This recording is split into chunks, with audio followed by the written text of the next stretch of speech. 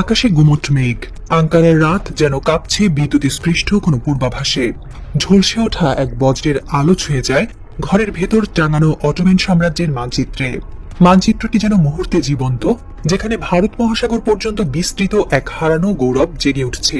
এই ঘর শুধু প্রেসিডেন্ট এরদোয়ানের অফিস নয়, এক প্রাচীন ইতিহাসের ভবিষ্যৎ পরিকল্পনা আঁকার স্থান। দৃষ্টির কেন্দ্রে বসে আছেন রিসেপ তাইয়েপ এরদোয়ান।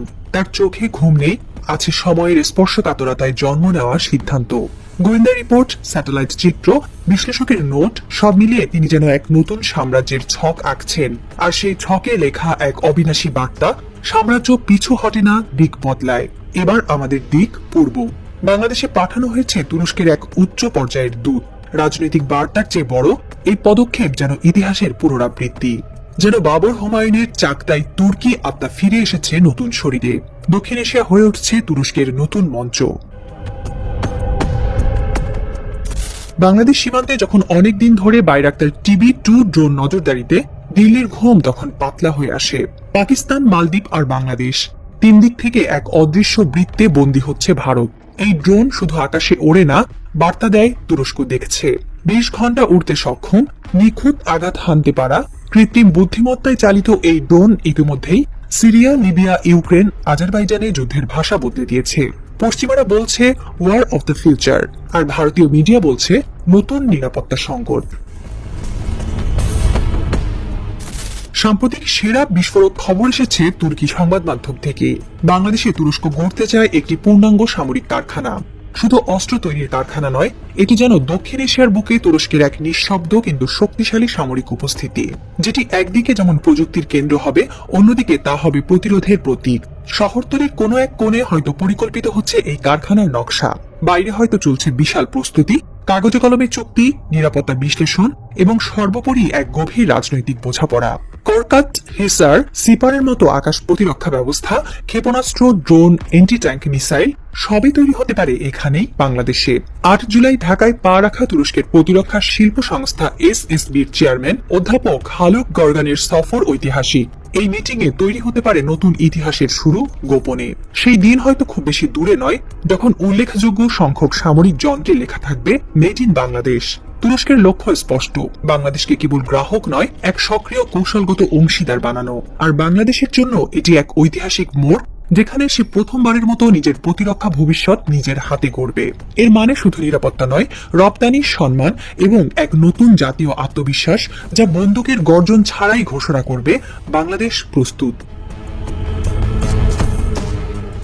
বাংলাদেশের আকাশ প্রতিরক্ষা এতদিন উপেক্ষিতই ছিল।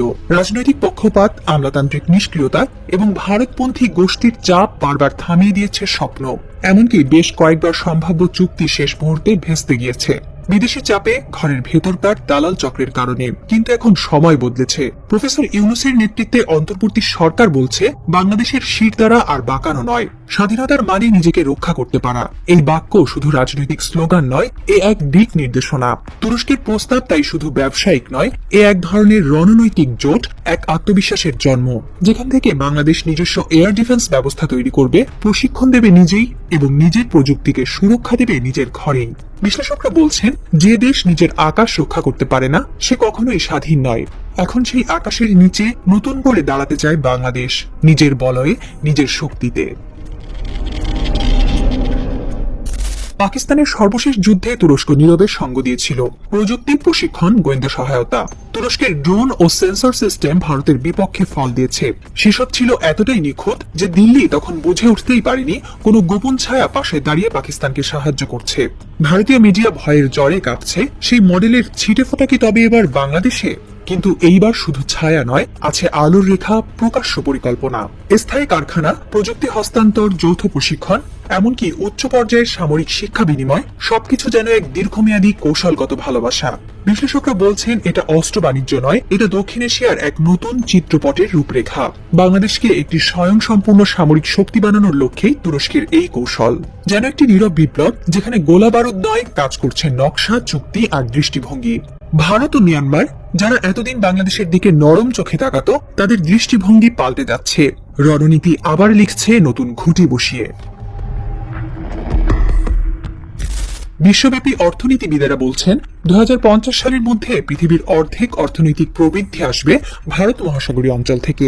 ভারত, চীন, ইন্দোনেশিয়া, বাংলাদেশ, শ্রীলঙ্কা, মালয়েশিয়া সব মিলে এই অঞ্চল হয়ে উঠবে ভবিষ্যতের অর্থনৈতিক প্রাণকেন্দ্র।